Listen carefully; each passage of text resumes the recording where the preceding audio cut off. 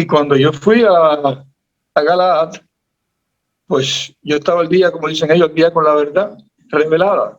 ¿Te acuerdas de esa frase? Estaba el día con la verdad revelada. Y yo estudiaba todo, sabía todo. Conocía los libros ocultos de la Watchtower porque era miembro de un comité y teníamos el librito de cómo controlar a las congregaciones. Y entonces, una pregunta, ¿cómo entraron justificados a España para la obra misional que tenían ustedes? no, todo fue ilegalmente. Esa es una pregunta muy importante. Ajá. Entonces entramos clandestinamente, entramos como que éramos a la sucursal. ¿Tú te imaginas que me hubiesen cogido de la frontera introduciendo dinero ilegal? Exactamente.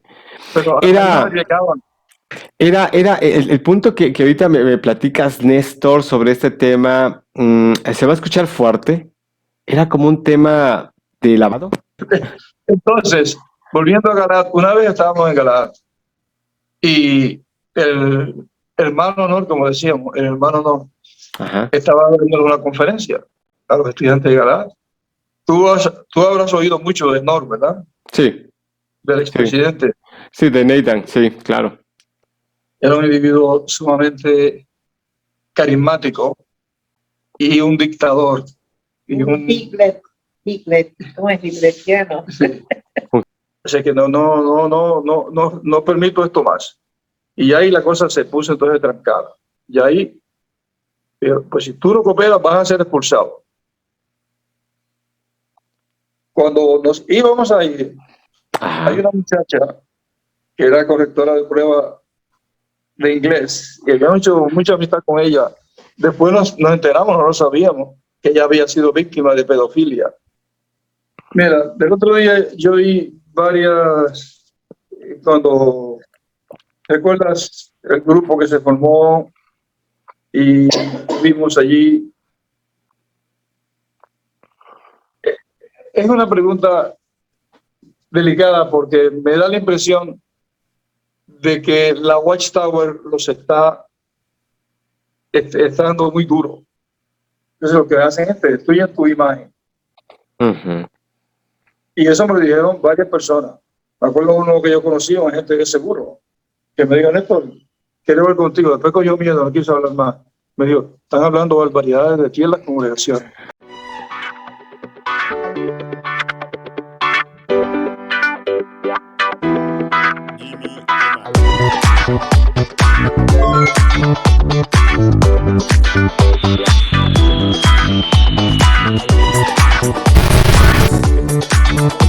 Y no se olvide de suscribirse a mi canal y de regalarme un like para que YouTube recomiende esta aportación. Gracias. Hola, ¿qué tal, querida audiencia? El día de hoy tengo el enorme placer, el enorme privilegio, el enorme sueño, yo diría, un sueño que hoy día se cumple, de tener en la pantalla, en mi canal y para ustedes a Néstor y a Tony Cuilam de Puerto Rico. Y es que ellos han hecho historia dentro de la, ¿cómo llamarlo?, de lo que se considera la Organización de los Testigos de Jehová. Hay un tema muy interesante dentro de su historia, ya que ellos nos platican, de hecho, ellos nos platicarán sobre este tema, y la verdad que es muy interesante, puesto que ellos vivieron muy cerca del denominado cuerpo gobernante, estos altibajos, que muchos de nosotros en su momento, si bien estábamos dentro de las congregaciones, no sabíamos realmente qué se estaba cocinando allá en Brooklyn, porque ellos les tocó vivir en aquella etapa de Brooklyn. Pues muy bien, bienvenidos Néstor y Tony y Néstor, bienvenidos la verdad a este su canal, y me gustaría saber, o nos gustaría, porque incluye a la audiencia, saber sobre la vida de ustedes. ¿Cómo inicia la vida de ustedes dentro de la Organización de los Testigos de Jehová? ¿Quién me platica, por favor? Bueno, primeramente quiero agradecerte la oportunidad y realmente es un honor para mí que me hayas invitado y poder estar con ustedes esta mañana. Y Gracias. Empezamos. Empezamos. ¿Quién gusta iniciar? ¿Quién gusta iniciar sobre cómo comienzan a conectar ustedes en sus vidas con la organización? Cuando yo empecé en Puerto Rico, Tony fue en Nueva York y luego ya va a contar a ella. Pero cuando yo comencé, estaba en la universidad, era estudiante universitario, era joven. Y nada, caí, seguí adelante, comencé con mi estudio bíblico, me enfrenté a toda la oposición de la familia, que no querían que fuera testigo de Jehová, rompí con todos ellos, me bauticé, luego dejé la organización, la universidad. Okay. Me bauticé en el año 1961. 61, ok. Y entonces, pues, en una asamblea de los testigos de Jehová, conocí a Tony. Ah, ok. En una asamblea de circuito, ella estaba de visita allí porque su mamá estaba en la congregación donde yo estaba. Ok, correcto. Yo la conocí, hubo el flechazo y empezamos. Perfecto, muy bien. Perdón, tal vez me perdí esta parte. ¿Esto fue en Estados Unidos? En Puerto Rico. Puerto Rico, perdón, sí, perdón, me perdí esa parte. Puerto Rico. Y de ahí... Tony. Ajá. No, dime. No, adelante. Tony, me ibas a comentar. Tony había sido, conoció a los testigos de Jehová en Nueva York, se hizo precursora regular allá, vino aquí, fue precursora especial y visitaba la asamblea para estar con la mamá. Pero ella era precursora especial. De hecho, yo estaba en una congregación en Brooklyn, que es parte de Nueva York, que teníamos, los que venían a la congregación eran de Bethel. Okay. Y lo conocí en una asamblea en el Estadio Yankee. Me invitaron a la asamblea y yo pensé que iba a haber un juego de pelota. Pues no me dijeron para qué era, sino una prima que me invitó a pasar el día. Ajá. Y cuando llegué allí, pues era una asamblea. En ese entonces yo era católica, pero pues me dio un poco de miedo cuando primero me sentí allí. Pero todo el mundo era tan amable y tan, no sé, todo el mundo saludándote, y eso eso en Nueva York no se ve mucho, la gente no se habla mucho. Okay. Y eso me llamó la atención, esa amabilidad. Y el caso fue que salí de esa asamblea convencida de los testigos de Jehová. Y al poco tiempo me bauticé y le conduje estudios a mi papá, a mi mamá.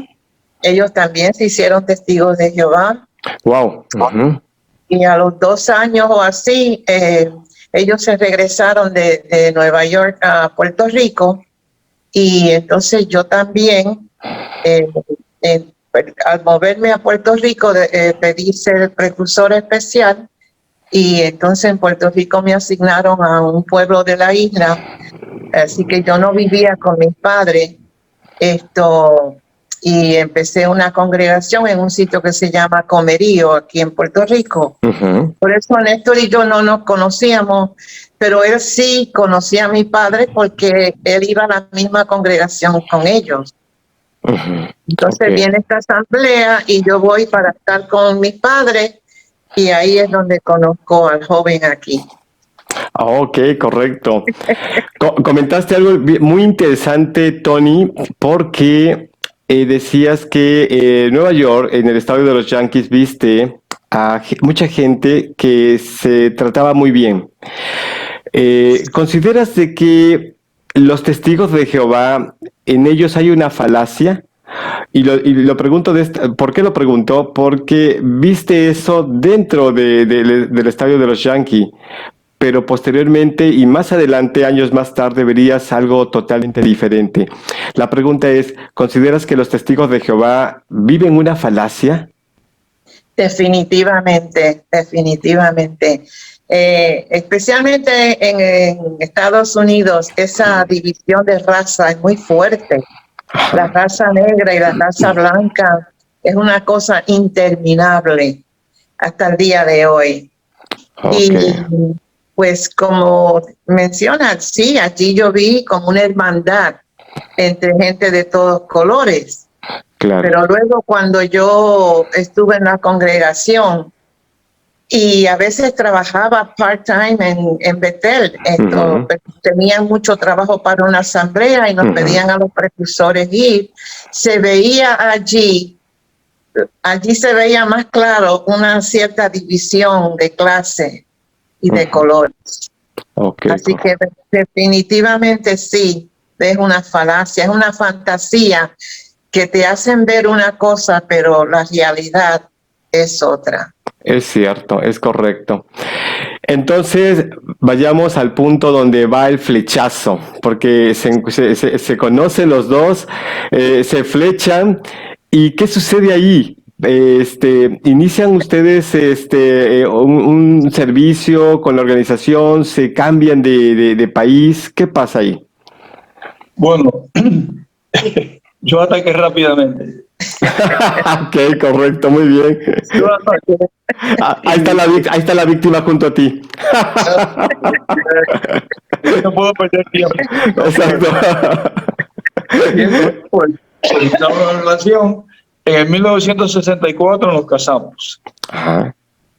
En ese intervalo, Tony era siervo de congregación en un pueblo y yo era siervo de estudio bíblico en otra congregación, una congregación grande.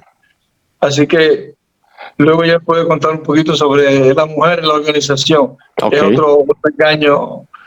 Y entonces, de ahí fuimos de precursores especiales a un pueblo del este de la isla. Nos Ok. casamos en 64 y ahí acto seguido yo comencé como precursor. Y Ok. entonces nos fuimos juntos a trabajar en una congregación pequeñita que había, con muchos problemas. Y de ahí fuimos a Galat, en el año 67, la escuela para misioneros, y de ahí nos enviaron a España. Ok. Bueno, vamos a... Claro, Pero claro. en Galaad vimos también allá, ahí fue hasta más interesante porque vinieron Ok. estudiantes de todos los países, distintos países. Así es. Definitivamente se veía mucha división de clase. En Galat. Mucha. Una pregunta, ¿cómo llegan a Galat? ¿Llegan porque ustedes envían una solicitud? Porque la audiencia seguramente quisiera saber, ¿cómo se llega a Galat? ¿Por una invitación, por parte, digamos, del cuerpo gobernante, de algún comité, o porque ustedes llenan una solicitud porque realmente les nace en su interior el llenar una solicitud? ¿Cómo se llega a Galat? Bueno, en aquellos años la sociedad estaba hablando de la necesidad, ir a donde la necesidad es grande. En Puerto Rico había misioneros, entonces pues Tony había hecho amistad con muchos de ellos, como venía a Nueva York. Tony le gustaba ir los lunes a la sucursal porque se estudiaba la Watchtower, la Ok. atalaya en inglés. Era una actividad especial para misioneros, pero nos dejaron ir, nos permitían ir a nosotros para que fuéramos, porque ella había hecho muy buena amistad con el ciego de sucursal y con los misioneros, pues chévere. Ahí te va entrando esa cosquilla, ¿verdad?, de ser misionero también, con los privilegios que tiene, avanzan en la organización y te hablan del curso bíblico que te van a dar en Galaad, que sales de allí con un conocimiento según ellos. Entonces, ahí empezó el deseo de ir a Galaad, Ok. El proceso es el siguiente. Tú tienes que escribir. Siempre la Watchtower es muy lista. Ajá. Es como cuando uno habla de los políticos que dice que uno se entera de un plan de corrupción de los políticos y uno a Sí. veces piensa, ¿cómo es posible? ¿Cómo esa gente diseñaron, desviaron, por ejemplo, un dinero que era para los niños, los pasaron a tal sitio y de tal sitio al lugar? Pues la Watchtower tiene esa sabiduría. Sabe cómo maquinar. Entonces, ellos vienen y te dicen, pues tú solicitas tú escribes una cartita a la sucursal de que te gustaría ir. Entonces ellos le envían a Brooklyn y entonces en aquellos días el presidente te enviaba la invitación. Ya entonces era como un honor grande que el presidente de la Watchtower te escribe que vas a ir. Tenías que llenar algunos requisitos, ¿verdad? Por lo menos el precursor especial. Ok. Y las recomendaciones de la Y sucursal, recomendaciones, sí. porque eso era un privilegio que ya ahorita te hablaré como te hacían sentir El non plus ultra. de cuando tú ibas a ganar. Claro, Entonces, pues, en el 67 fuimos para allá. perfecto. Y Entonces, eso de la vida nuestra era algo, créeme que era, ellos te hacían ver, te dejaban ver que ir a Galaad era como ir a la mejor universidad del mundo.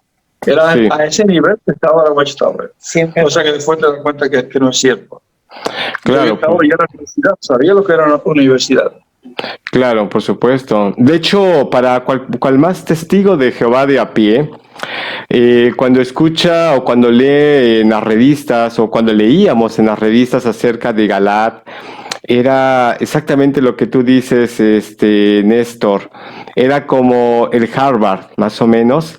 Hablar de Harvard, por ejemplo, a nivel internacional, hablar de Harvard es hablar de la mejor universidad a nivel internacional. ¿Quién no quiere estar en Harvard? ¿Quién no quiere tener un título por parte de Harvard? Entonces, Galaad era algo similar realmente.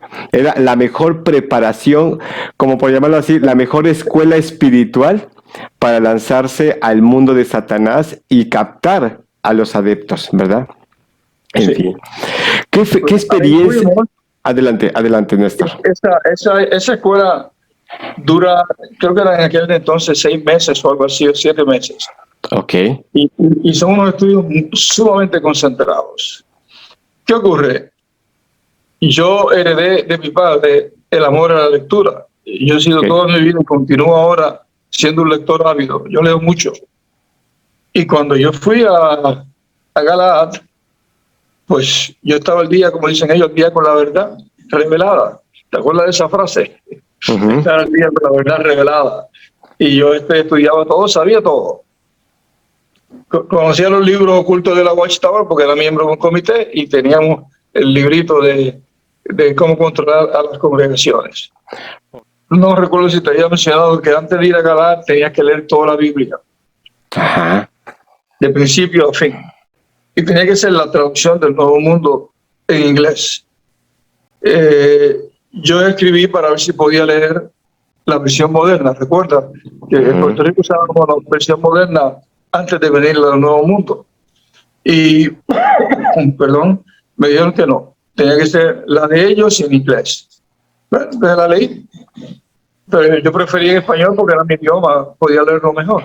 Ujú, claro. Entonces, terminamos. Antes de ir, es un proceso muy difícil porque tienes que seguir cumpliendo 150 horas mensuales, que era lo que hacían los precursores especiales. Ujú. Atender la congregación, era una congregación pequeña, yo era el siervo de congregación, Tony era el siervo auxiliar, una hermana allí era de literatura, pero en verdad el trabajo lo hacíamos nosotros. Cuidado. Y teníamos que leer la Biblia, aparte de predicar y cumplir con todo. Así que fue muy, muy difícil, mucho tiempo. Pero lo hicimos y llegamos allá. Ujú. De hecho, cuando llegamos allá, recuerdo que nos fue a buscar un amigo de Tony, William Jackson, Ajá. que era de la congregación de ella y era un miembro del cuerpo gobernante en ese entonces. Estaba nevando. Mi primera nevada En Nueva York. en Nueva York. Y llegué con un traje de verano, sin abrigo. Uy. Terrible frío. Era la nevada más grande que había habido en cierto tiempo. La cuestión es que cuando vas allí, es como cuando llegas al ejército. Te esperan con un mamotreto de instrucciones. Tienes que seguir muchos pasos. Una disciplina, para mí, era un cambio grande. Todo, un cambio de idioma, de comida, de todo. Para Tony fue un poquito más fácil porque era su ciudad, su idioma, todo. pero allí empiezan a doblegarte. Ajá. Cuando estábamos acá en Puerto Rico, muchos misioneros nos habían hecho cuentos de cómo a veces creaban situaciones y para disciplinarte, para ver cómo tú reaccionabas. Si tú eras humilde, esa palabrita, humilde, lo que son las palabras humilde y maduro, wow, cómo le han sacado beneficio a ellos. Y entonces, Perdón, Néstor. Perdón. De hecho, la palabra humildad y la palabra madurez, cómo abunda en todas las congregaciones. La palabra humildad y madurez casi es como hacer planas. Humildad y madurez, pero es cierto, máxime en la central, en la sede mundial. Adelante. entonces la madurez era adaptarte. Si tú querías salir de allí con privilegio, como por ejemplo ser superintendente de circuito, distrito o algo más, tenías que ser humilde y tenías que ser disciplinado y pasar por el aro. La cuestión es que allí pues empiezan a ponerte a trabajar, trabajabas mediodía y mediodía estudiabas. Y lo que supuestamente era una universidad tan grande, era un montón de memorizar. Yo estaba estudiando psicología en la universidad. En ese Y me tiempo. encantaba el asunto de estudiar, de abrir mi mente, porque mi padre siempre estaba detrás de mí, que abriera la mente, que fuera objetivo y cosas por el estilo. Eso lo tenía atrás porque no le hice mucho caso. Me metí en un culto. Ellos no eran testigos de Jehová, mis padres. Ok. Entonces, allí lo que te daban era mucha memorización. Estudiamos un montón de geografía del Viejo Testamento. Poco había de la Biblia en sí de doctrina al principio. O sea, todo era memorizar cosas antiguas y no me agradaba en lo mínimo. A Tony le gustaba un poquito más Porque me gusta la historia y la geografía, y entonces pues que si en este país, que si en el otro país, entonces a mí eso me fascinaba. Pero la verdad es que bíblicamente no había gran cosa. No. Era como era un módulo, por así decirlo, que tenían que estudiar forzosamente. Oh, sí. Todo el mundo lo mismo. Y exámenes, todos los días te daban un examen. O sea, hoy estudiaban, por ejemplo, el camino de los filisteos. Ajá. Otro día, un examen. Un examen. Y así. Felizmente, felizmente para mí, en la clase nuestra dieron un programa especial que era se llamaba Problemas Ministeriales. Y ese programa era para entrenar, adiestrar, creo que era a 20 personas para posiciones en el futuro. Y era sobre cómo administrar la organización, las congregaciones. Y eso me encantó, porque era como problemas, dificultades, aplicando la Biblia. Que no era aplicando la Biblia, era aplicando lo que dice la Watchtower. Y esa parte, pues a mí ya cambió y me gustó. Y estábamos los dos juntos cogiendo el mismo curso. Todos los que eran casados, las esposas fueron a coger el curso también de programas ministeriales. Así que en su día, Tony sabía más de cómo administrar la congregación en la organización que lo mismo superintendente del circuito, porque lo cogió todo directamente. Pues Tony era fue una mujer muy capaz durante ese tiempo, digo, porque las mujeres son capaces para administrar una casa, digo, ¿qué no pueden hacer en cuestión de una congregación también, no? Ahorita quiero que ella hable. Okay. O si quiere ahora mismo, que no tenemos que llevar un orden ahí. Adelante. Claro que sí, adelante. Como precursora. Precursora especial, sí. Porque fui a una congregación que solo había un joven que sus familiares le mandaban atalayas y él le gustaba, pero no era testigo.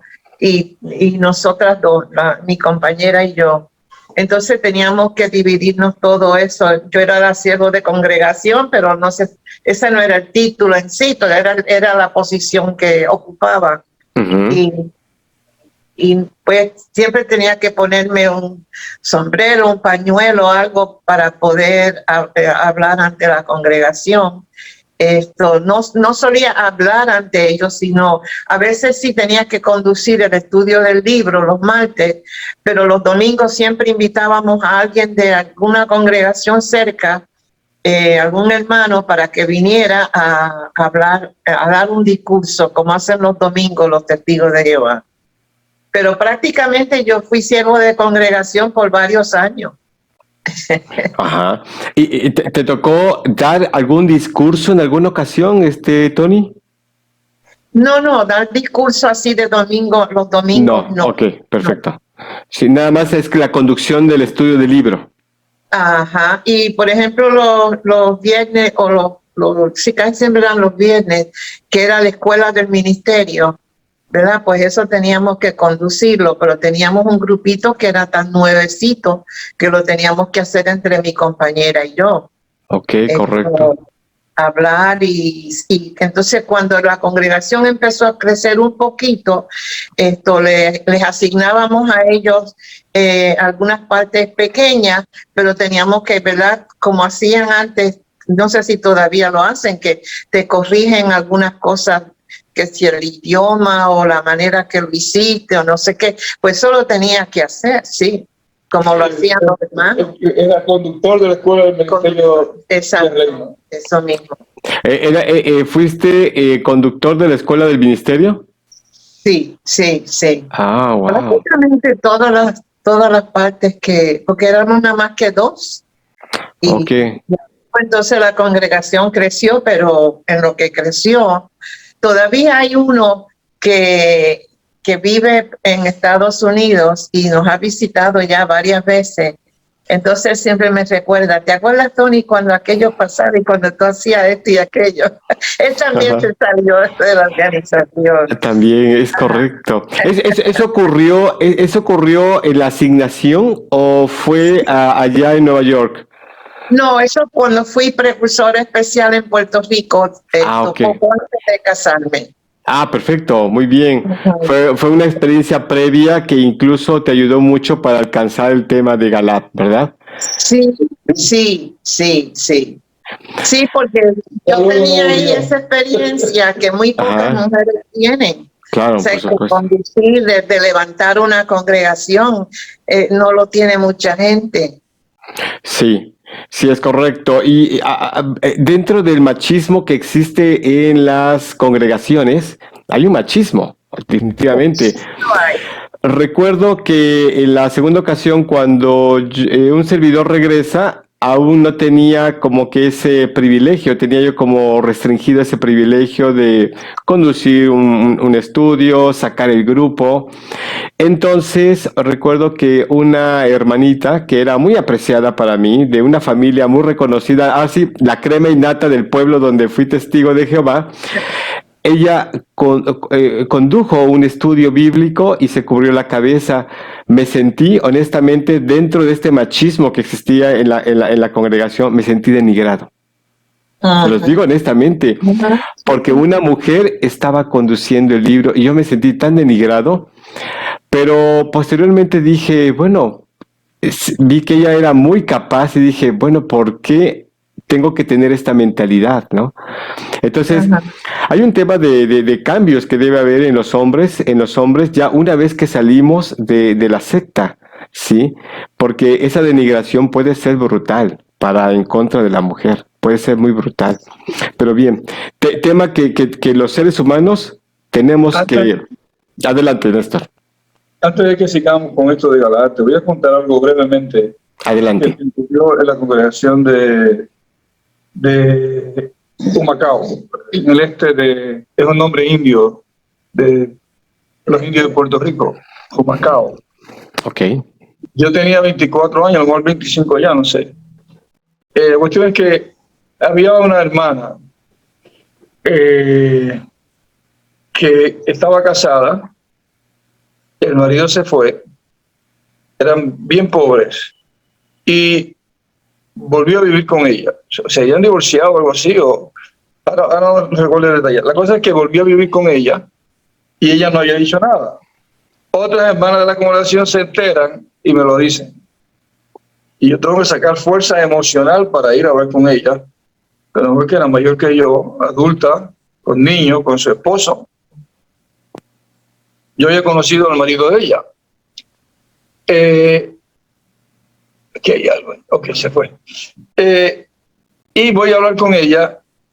Y una vez que yo salí de la casa, yo me quedé impactado. Es decir, cómo esa mujer se sometió, aceptó lo que yo hice, lo que yo dije, porque la organización dice que sea así. ¿A cuenta de qué? Bueno, yo le había dicho que tenía una cita tal día, fui allí. Yo siempre fui muy, por decirlo así, una personalidad suave, muy amable, bondadoso con ella, jamás la traté mal. Y fui llevando la conversación hasta me han dicho esto y esto. Y ella pues me dijo que sí, que era verdad, que estaba el marido allí con ella otra vez. Y me dijo, pero dándole vuelta al asunto, me dijo, Néstor, lo que pasa es que él es el padre de los niños. Y él es el que nos mantiene. Si él no nos mantiene, yo no puedo, no tengo dinero, no tengo nada que hacer, no puedo irme a trabajar. Y yo empiezo a decirle cómo no era así. Ella tiene que confiar en Jehová. No aceptarlo, porque si no, iba a terminar expulsada. O sea, no en esas palabras, pero ese fue el mensaje mío. Y me acuerdo que esa mujer con una paz y una tranquilidad, llorando, me dice, Néstor, no me queda más remedio. Tengo que estar con él. Y recuerda, es mi esposo. Él es mi esposo. No es un extraño que está aquí viviendo conmigo. No nos hemos casado otra vez, pero él y yo nos casamos jóvenes los dos y tenemos nuestra familia. Y yo me fui de aquí y le expulsamos. Nunca me pude olvidar de eso. O sea, qué injusticia. Claro. Qué injusticia. Porque lo decía la organización. Y le expulsamos. Ella lo quería. Claro, por supuesto. Es increíble que lamentablemente los hombres o los varones dentro de un comité judicial tengan que actuar en contra de sus propios valores, pero en conformidad con los estatutos de la organización, ¿verdad? Como que de repente hay una confrontación, un tema de disonancia cognitiva en la mente de los seres humanos, especialmente del varón, que tiene esta enorme carga y presión, yo diría, en un comité judicial. Así es. Volvamos a Galaad. Adelante, perdón, adelante. En Galaad recuerdo que me pusieron en una clase para aprender inglés. Ok. Pero yo me crié en Estados Unidos. Yo era bilingüe completo. Es más, hablaba más el inglés que el español. Okay. Nunca estudié el español, sino lo empecé a hablar y ya. ¿Sí? Sí. Perdón, ¿tu lengua nata era el inglés?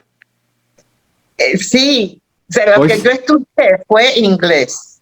En casa hablábamos español. Okay. Y en la escuela pues estudiaba inglés. Entonces mi hermano y mi hermana, éramos tres. Mi hermano, mi hermana y yo hablábamos inglés entre nosotros. Papi hablaba inglés. Mami un poquito. Mi abuelita no sabía nada de inglés. Por lo tanto, en casa se hablaba pues los dos idiomas, pero mayormente español. En la escuela hablaba inglés, en casa hablaba español. Pero cuando fui a Galaad tuve que coger un curso de inglés, porque vine de Puerto Rico. O sea, ya yo viví en Puerto Rico, entonces me daba clases de inglés una alemana que casi no podía pronunciar el inglés. Era un poco ridícula la cosa. Y ella me decía, ay, Tonia, yo me siento tan mal porque tú sabes más inglés que yo.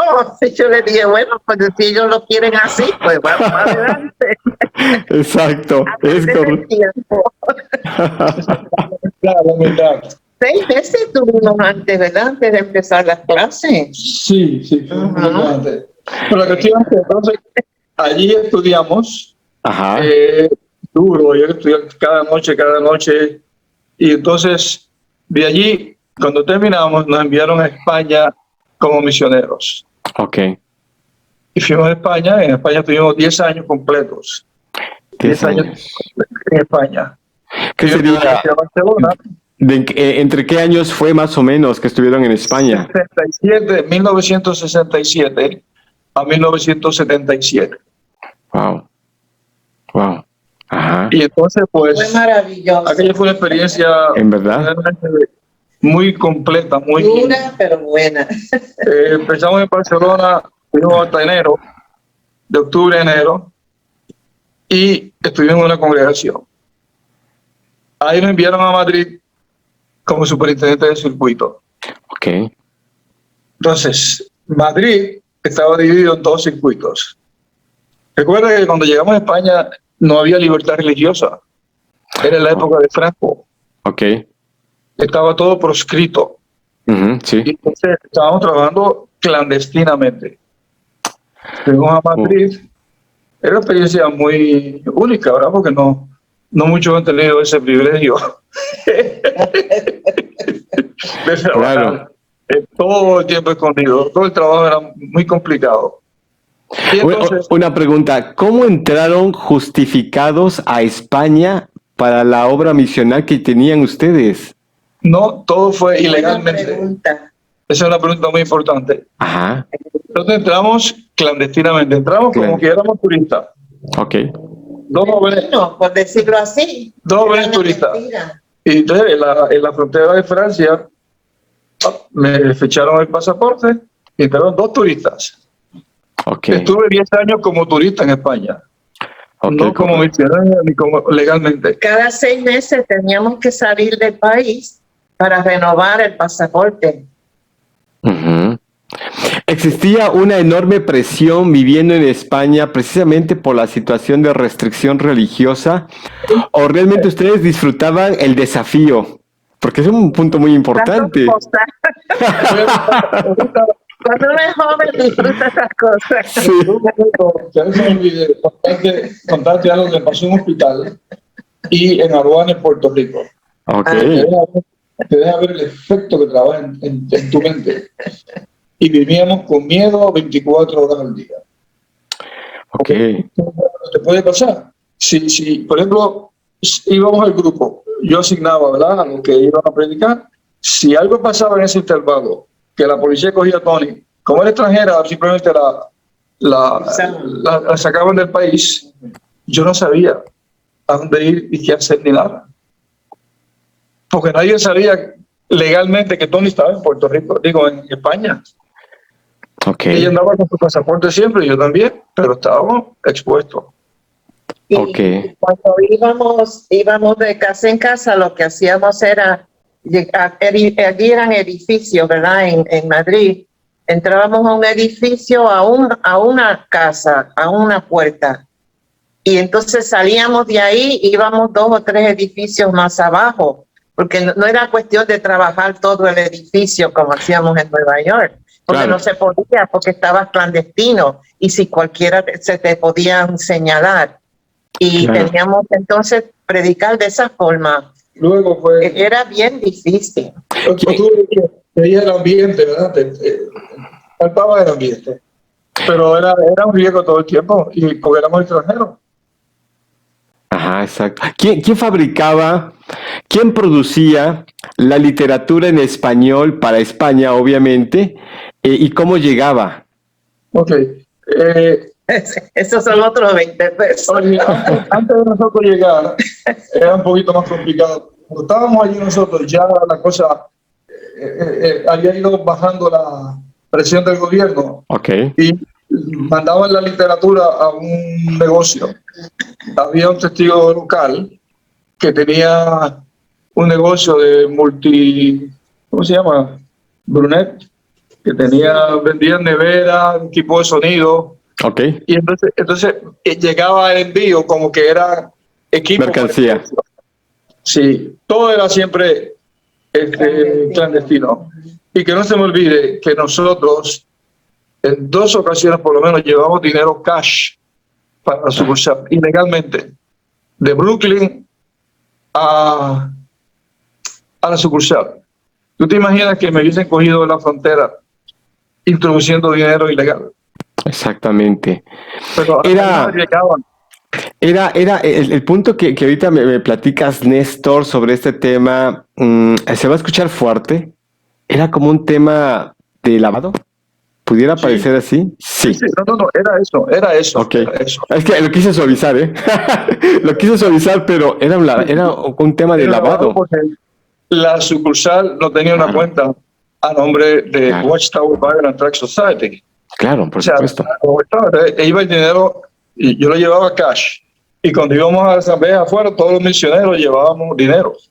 Sí. Teníamos que firmar un papel allá de que había recibido tanto dinero y lo traíamos. Pero volviendo al asunto, Claro, adelante. Madrid estaba dividido en dos. Un lado era un circuito y otro lado era otro. Entonces yo tenía un circuito que era medio Madrid y lo que llamaban Castilla la Vieja en aquel entonces. Que íbamos de Ávila, Segovia, Valladolid, Salamanca, Burgos. Todo eso lo cubríamos nosotros en el circuito. Y no tenía automóvil. Tenía autobuses y trenes. Y trenes. Wow. Y cada congregación, cuando tú ibas, atendía 2 grupos en una semana. Por ejemplo, una congregación de 6 grupos, tú estabas allí 3 semanas. Era pesado para los locales y para nosotros.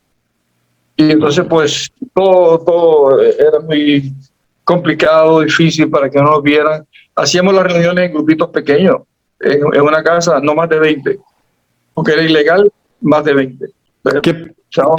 ¿Qué pasaba si de repente la policía, por ejemplo, porque esas eran las emociones que vivían a diario y a cada minuto? ¿Qué pasaba si en un momento dado la policía arrestaba a alguien infraganti? No sé, predicando, entregando una literatura, en una reunión. Ellos podían, en el caso mío, expulsarme del país, pero a los locales podían meterlos presos o castigarlos físicamente, porque era una dictadura y la Guardia Civil no comía cuento. Era fuerte. Pero no corría, realmente sentíamos que estábamos en una persecución y más o menos estábamos libres. El gobierno no nos prestaba atención. Solo que había que actuar con mucha... Éramos un grupo pequeño. Y éramos inofensivos, tú sabes, no le hacíamos daño. Ellos tenían suficiente con la ETA y otras cosas. Pero vivieron allí. Mira, hay un libro. Ajá. Este libro. Ok. Este libro lo escribimos nosotros. Está al revés, perdón, está al revés, exacto, sí, es correcto. Finalmente libres. Finalmente Wow. libres. Las memorias de Néstor y Tony Cuila. Eso lo escribimos nosotros. Sí. Aquí yo cuento en detalle lo que te estoy diciendo y de las congregaciones. Pero ahorita te hablo del libro porque para mí vale la pena leerlo. Y te voy a explicar por qué. Es un libro diferente. Sí. Te lo digo ahora. Este libro no se dedica a atacar a la Watchtower. Aunque sí lo hace, definitivamente. Y hablo de lo corrupta que es la organización. Pero el libro lo que yo hago es contar la historia nuestra con la idea de que la gente vea cómo es la organización y cómo es la vida de un testigo de Jehová. Sí. Desde abajo de publicador hasta arriba. Es correcto. Entonces ahí tú vas a ver cómo es Betel, cómo actúa en Betel, cómo era en el circuito, cómo actuaban los hermanos, el miedo que tenían, el control que tenían los superintendentes viajeros. Todo aquí lo ves. Y es Luego que, te voy a mandar el link. claro, cual más que veo ahorita ese libro, de hecho era una de las preguntas obligadas porque vamos a llegar a ese punto acerca del libro. Y es que cual más que ve un libro, no sabe las emociones que se encuentran contenidas, experiencias y emociones en las páginas de un libro. Y creo que en ese libro, en sus páginas, se encuentran joyas muy valiosas para el activismo y para la audiencia que apoya el activismo. Pero vamos a platicar sobre ese hijo de ustedes, que es muy interesante. Sí, sabía que habían publicado un libro, dije, esta pregunta tiene que ser obligada para Néstor y para Tony. Claro, pues. Aquí no hablo de doctrina, si la Trinidad o eso, no. Aquí es lo que es esa organización y la corrupción que tiene y lo inmoral que es, ahí lo ves. Y fíjense que ahorita que les comentaba acerca de esta forma de, lamentablemente, de por qué no decirlo, y se tiene que exponer de lavado, es parte de la enorme corrupción en la que ha recaído la organización de los testigos de Jehová, y que ha involucrado a mucha gente inocente, que al final de cuentas ha llegado a ser la víctima, y sin tener un conocimiento pleno las personas, porque lo viven prácticamente como velado el asunto. Lo viven velado. Adelante. Para nosotros era un honor, un privilegio que la sociedad confiara en nosotros y nos diera 10,000, 20,000 dólares para llevar. O sea, eso era un privilegio. Claro. Confían en nosotros. Así fue, yo era ignorante. Claro, por supuesto. Qué tontería. Ahora, claro, por supuesto. Seguimos en el circuito, ¿verdad? La Watchtower había modelado a través de los años, las publicaciones, otros misioneros allí, como cuando uno ha estado en Galaad y está, por ejemplo, en la congregación, es un privilegio como adicional. Los superintendentes del circuito que eran misioneros eran mejores que los locales. No había ninguna razón para ello, pero así te consideraban. Y si eras americano, más, ¿verdad? Entonces, de hecho, hago un inciso, pero a ti no te importa, ¿verdad? Mi mente es muy... yo soy caro loco. No, adelante. Tú expón y habla lo que tengas que hablar, no pasa nada. Adelante, Néstor. El libro va de sitio al sitio. Entonces, volviendo a Galaad, una vez estábamos en Galaad y el hermano honor, como decíamos, el hermano honor, estaba dando una conferencia a los estudiantes de Galaad. Tú habrás oído mucho de Nor, ¿verdad? Sí. Del expresidente. Sí, de Nathan, sí, claro. Era un individuo sumamente carismático y un dictador. Y un Hitler, como es hitleriano. Sí. Hablando con nosotros, dice, ustedes son la crema de la humanidad. Y no solamente eso, ustedes son la crema del pueblo de Jehová. Ustedes están dispuestos a dejar todo atrás e irse a servir donde hay interés, necesidad. Y yo recuerdo que yo vi eso y yo dije, pero ¿qué es esto? Este hombre me quiere comer el cerebro. Pero ahí viene la palabra que tú dijiste ahorita de disonancia cognitiva. No lo aceptas y ahí lo dejas. Pero yo pensé en ese momento, ¿cómo yo soy mejor que aquel hermano de la congregación que no puede ir de misionero por su responsabilidad de familia, etc., para hacer un trabajo maravilloso en la congregación? Y yo, porque tengo la oportunidad, soy la crema, soy mejor. Cosas así allí te van poniendo, es parte de la mentalización para luego obligarte y moldearte. Claro, por supuesto. Volviendo a España, estuve como 3 años en el circuito y luego me asignaron a ser superintendente de distrito. Que yo quería mencionar que adelante. cuando fuimos a España, las condiciones físicas eran bien duras, bien difíciles. Los hermanos vivían en condiciones que daba pena. En realidad. Teníamos que vivir con ellos, así que teníamos que también adaptarnos a muchas circunstancias. Muchos no tenían servicio sanitario. Tenían que ir en el pasillo a un servicio sanitario común. La España de los años finales de los 60, principios de los 70, ¿era difícil? ¿Había una gran inflación? ¿La situación económica era difícil? Dificilísimo, sí. Para todos los españoles. Sí, y el gobierno era muy opresivo. Sí. Y ya te hablaré de lo que es libertad. Ok. Y lo que no es libertad. Ok, correcto. Que en el distrito íbamos a todo el país. A Canarias, a las Islas Baleares, a Andorra y toda la península. Era el único, había un solo distrito en España.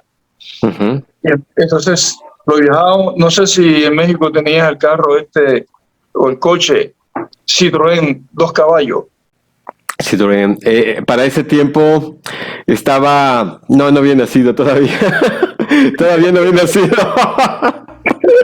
No, estaba por nacer. Yo soy de los 70s.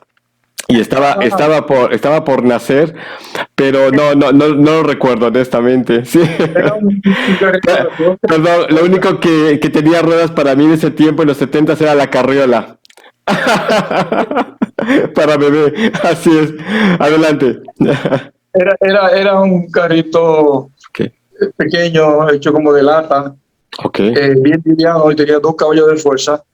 Y en eso íbamos por todo el país. La capota era de lona y se levantaba cuando había mucho viento, se levantaba un poco. En algún Ah, lugar ok. no se metía la negra adentro. Bueno, en el libro de fotos, Ajá. Y entonces en eso estuvimos fijando.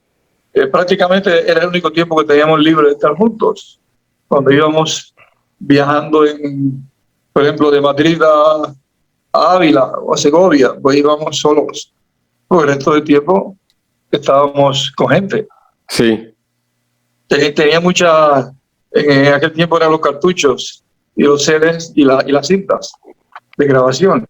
Y tenía mi salsita ahí grabada que me llevaba de Puerto Rico. Sí. Podíamos oír salsa en el camino. Claro, Pero por supuesto. lo disfrutamos. Y entonces, luego me pusieron a dirigir la escuela de los ancianos. Que esa escuela era una escuela de 2 semanas. Recuerda que yo llevaba a los ancianos. Pues en ese momento yo iba a diferentes ciudades grandes y en los salones de reino que ya habían. Entonces, hacíamos la escuela del Ministerio del Reino, que duraba 2 semanas. Y cuando no estaba en el distrito ni en la escuela, pues trabajaba en Betel, en el departamento de servicio, atendiendo la correspondencia con la congregación. Perdón. Y ahí terminaron los 10 años y me llamaron para que fuera a trabajar a Betel de Brooklyn. Ok. Ahí fue que empezó el desastre. Tremendo privilegio. Yo diría que en un sentido, en España pues teníamos como un paraíso espiritual.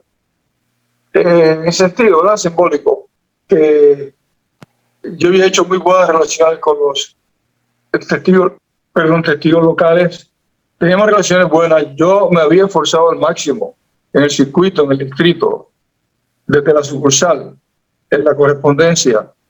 En la escuela del Ministerio del Reino siempre enfatizaba a los ancianos la bondad, el amor, que fueran, usar la empatía. Era mi lema.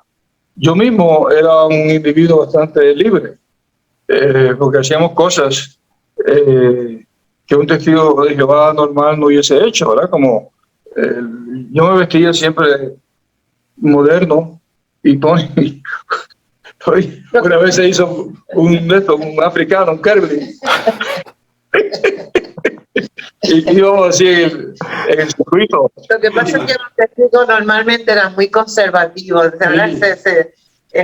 Por lo menos los misioneros que nosotros conocimos, todos eran como viejos siendo jóvenes. Y nosotros pues no encajábamos con eso. Sí. Nada que ver con lo que tú creías. No es que fuéramos uno desordenado, Era un ¿no? Pero estereotipo. siempre fui un amante de la libertad. Sí. Sí, de ser libre. Claro. Y nos revelábamos una palabra que no es que nos revelábamos, pero no éramos tan No nos fanáticos y conformarnos a ciertas cosas que no podía ser. Por ejemplo, en los comités de congregación guardaban sus casos difíciles para cuando venía el segundo distrito o cuando iban a la escuela del Ministerio del Reino. Y me acuerdo horas discutiendo casos y yo haciéndole preguntas a ellos por qué querían expulsar a una persona. Ajá. Entonces, te voy a... Adelante. A ver, adelante. Llegué a Madrid para una asamblea de distrito. Ok. Y los ancianos que me conocían ya de antes me dijeron, Néstor, queremos hacerte una pregunta. Un caso de un joven que expulsamos y él está rebelde. Digo, ¿qué pasó? Vamos a hablar.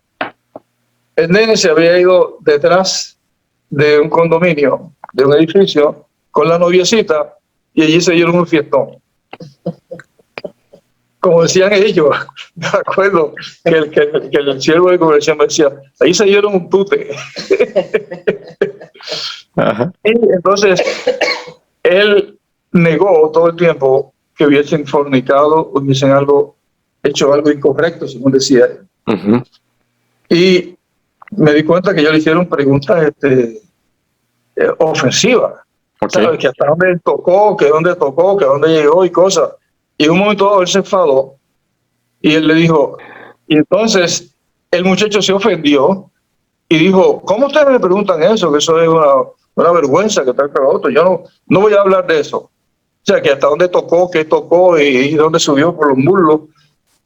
Y entonces, pues, ellos dijeron, eso está rebelde y lo expulsaron. Cuando me cuentan, yo digo, pero yo veo aquí base para expulsión. Ujú. Estamos asumiendo todo lo peor en contra de él, pero no hay base para nada. Entonces ellos querían hacer una reunión con él y que yo fuera. Yo, está bien, yo voy. Hicimos la reunión y el muchachito se sintió más, yo digo muchachito, porque era quizás 15, 16, 17 años por ahí, y se sintió más libre de hablar. Y cuando llegaron al momento que los ancianos empezaron a apretar y a hacer preguntas íntimas, él volvió a molestarse. Digo, pero es que yo no, ¿cómo ustedes que pretenden que yo diga que le toqué el muslo o algo? Yo estoy diciendo que yo no cometí fornicación ni nada de eso. Eso es Claro. todo lo que le voy a decir. Que cuántos besos le dio y que por dónde. Pregunta. Fue Y entonces, incómodas. era morbosa la reunión. Y yo intervine y dije, para. Te voy a decir algo. Le dije al muchacho, te felicito por lo que estás haciendo, porque estás defendiendo el honor y la honra de esa muchachita.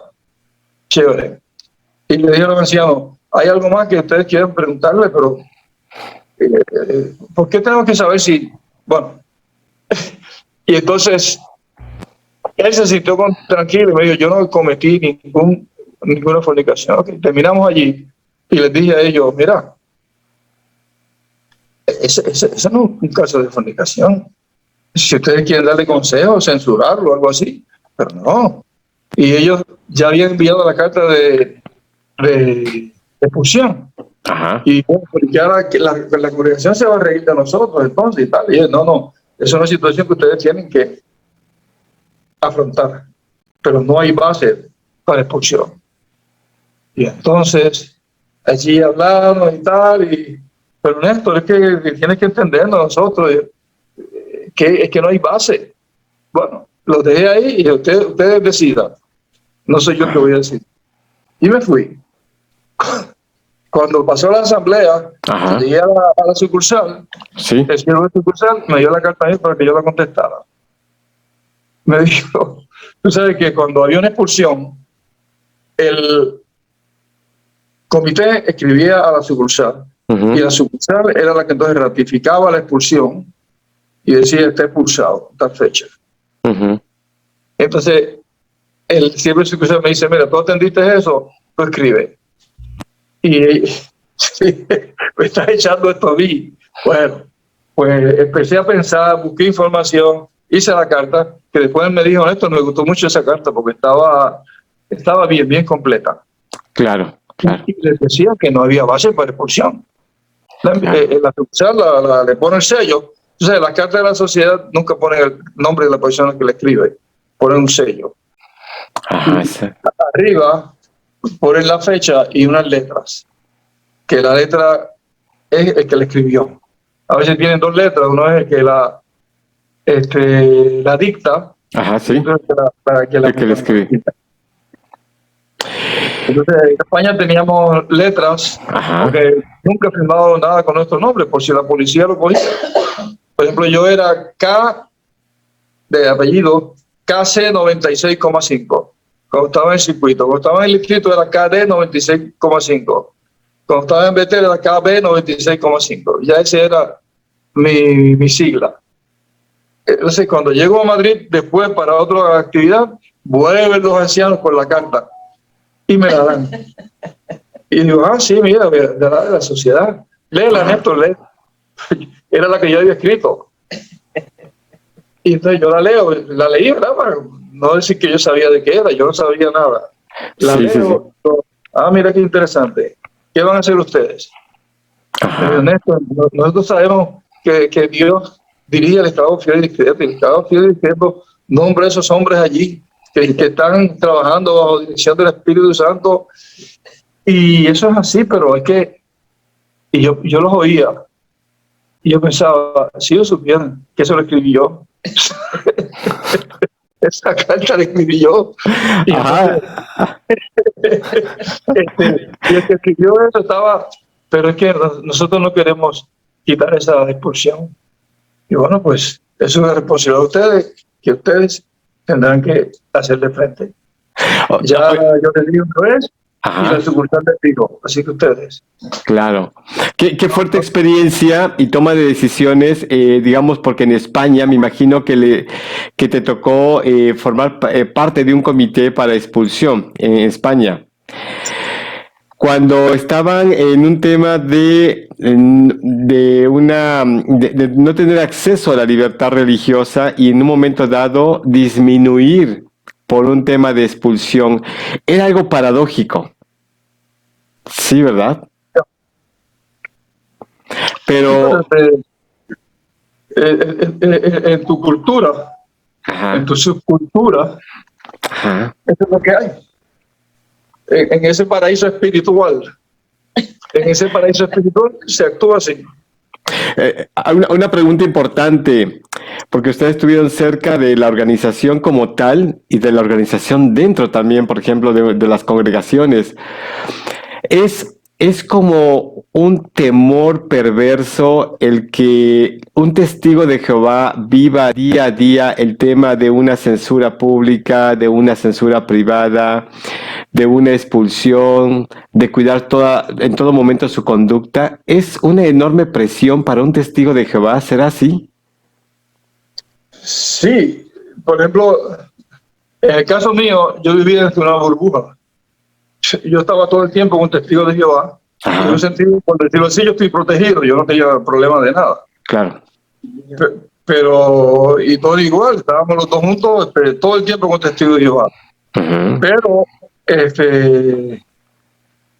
los testigos de Jehová que tienen que ir a la escuela, que tienen que ir al trabajo, tú sabes la presión que hay. Si tú no tienes una personalidad que te deja respetar, te van a abusar de ti, van a venir situaciones difíciles que tú tendrás que actuar no como dice la organización o asuntos, digamos, de sexo, de dinero. Sí. No todo es sexo. Los cristianos tienen una fijación, una manía.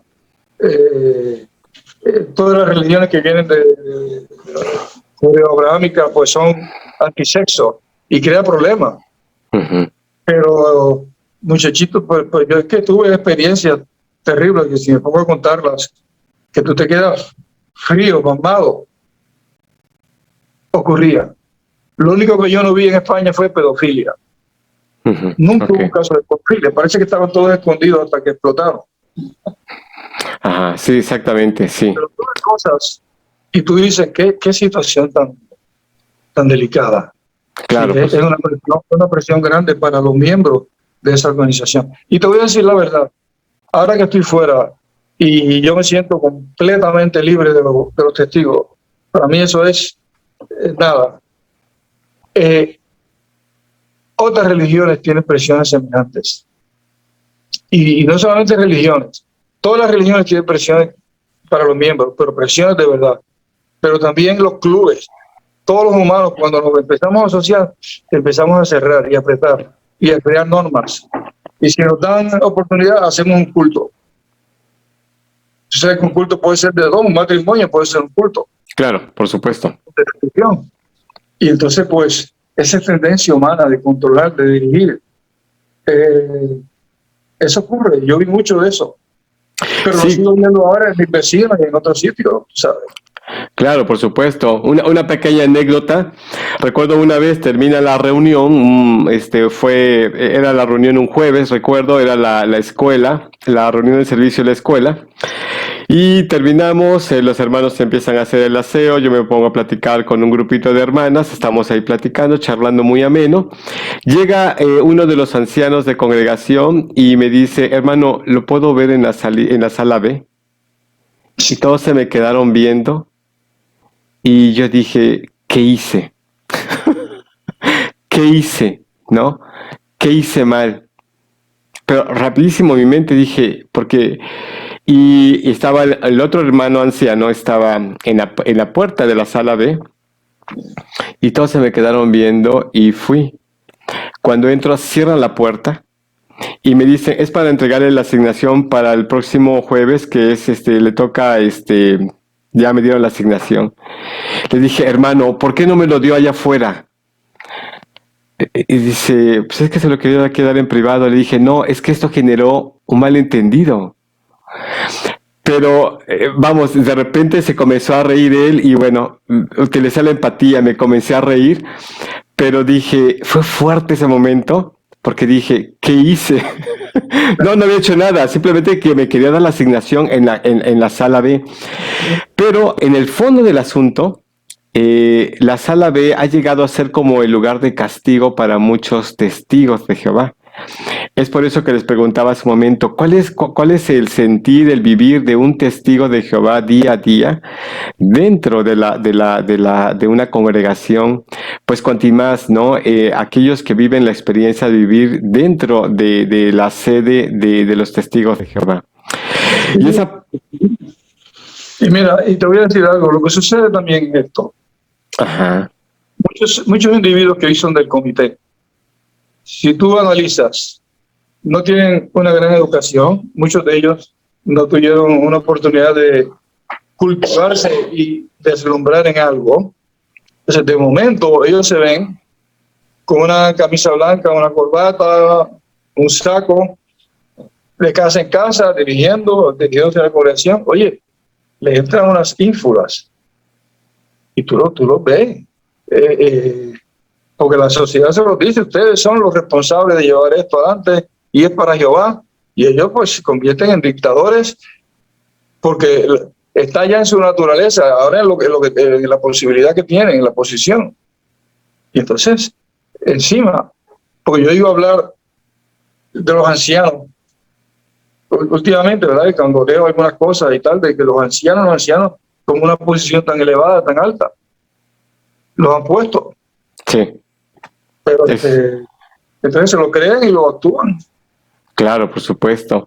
Y hablando exactamente sobre ese punto, de aquellos que se la creen, ustedes que vivieron cerca, por ejemplo, de miembros del cuerpo gobernante que se consideraban o según se consideran ungidos de Jehová. Ahí va el punto. Vamos para allá. Es correcto. ¿Realmente ellos se la creen? ¿Ellos se la creen de que realmente son ungidos? La mayoría. Una vez en Galar, A ver, cuéntame.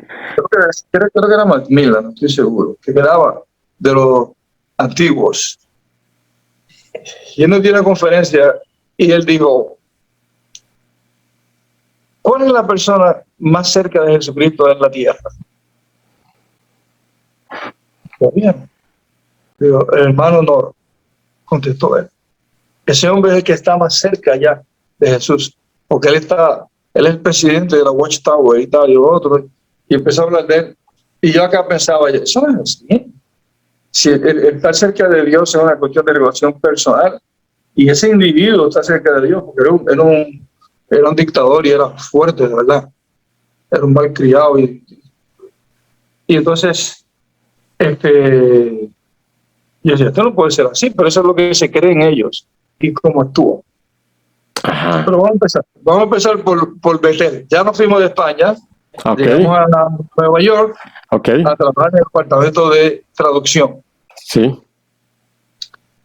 Cuando llegamos allí, yo empiezo a observar que aquello era, yo no sé si en México usa una frase que dice una olla de grillo. No, no la tenemos.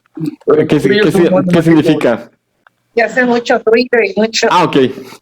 Ok, correcto. Que brincan y como los saltamontes, y meterlos todos en una olla, lo que hace, ¿verdad? La efervescencia. Ah, sí, sí. Aquí tenemos otro dicho. El dicho que tenemos aquí es mucho ruido para pocas nueces. Algo así, pues, así más o menos. Pero allí ese ambiente era muy difícil, opresivo. Maltrataban a los muchachos nuevos que iban allá a trabajar. Bueno, todos los problemas obreros patronales que te puedas imaginar, estaban allí. Pero la solución era fácil. No te puedes quejar porque si no pierdes todo y el supervisor te va a obligar, te va a castigar, y si te cambian de trabajo vas allá con malas referencias. Muy sufrido. Muchos jóvenes venían a nosotros, sobre todo los hispanos. Me conocían y yo charlaba con ellos y todo, y me hablaban de sus problemas. Y como a la larga los problemas los van a resolver un montón de viejos que no saben nada, o sea, quiero decir, no saben nada de lo que es la vida. Llegaron jóvenes allí están viejos ya y no saben lo que sufre un joven, como tú dijiste ahorita. ¿Qué está en la mente de ese pobre muchacho que está lejos de la familia y está trabajando allí? Me acuerdo una vez un muchacho de Puerto Rico que yo conocí a los padres. Fue allí y él era alegre. Y cuando estaba limpiando y cosas, pues cantaba. Pero estaban apretando porque quería que él se comportara maduramente. Quiere decir que un viejo esto allí trabajando quieto y sin hacer ruido. Entonces, y yo le dije a un compañero traductor que había allí, Cristóbal Sánchez, cubano, Cristóbal, yo veo que aquí no hay Espíritu Santo. Aquí las cosas no van suaves, hay tantos problemas. Y también como nosotros veníamos, por decirlo así, éramos como unos héroes. Veníamos de España, un país donde no habíamos trabajado en la persecución y cosas así. Y el tiempo que llevábamos, pues la gente nos hablaba, nos contaba, sobre todo a Tony, muchas mujeres, esposas, ella te lo cuento ahorita, cómo se desagaban con ella. Ok. Esposa de miembro del cuerpo gobernante. Entonces, él me dice, bueno, esto aquí es así. Él también tenía un buen puesto, ¿verdad? Y no tenía dificultades con nadie, porque trabajaba y se iba. Trabajaba y se iba a su habitación. Él lo iba a traducir, no tenía que trabajar con nadie. Entonces, pasó el tiempo y Tony empezó a sentirse mal, el ambiente ya no le gustaba, y empezamos a hablar de la posibilidad de irnos de Betel nada más, no de la organización. Y entonces, vuelvo y le digo, Cristóbal, esto aquí yo lo veo peor cada vez, según voy conociéndolo más.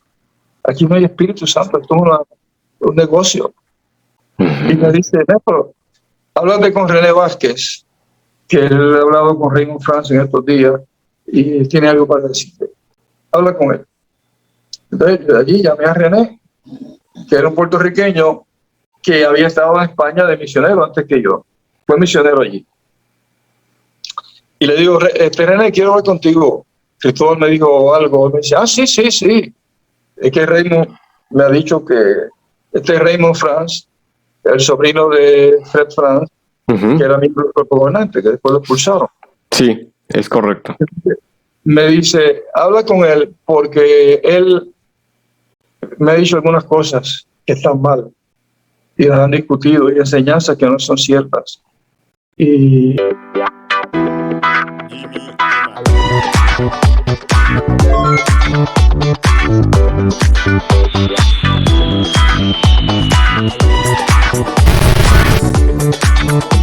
no se olvide de suscribirse a mi canal y de regalarme un like para que YouTube recomiende esta aportación. Gracias.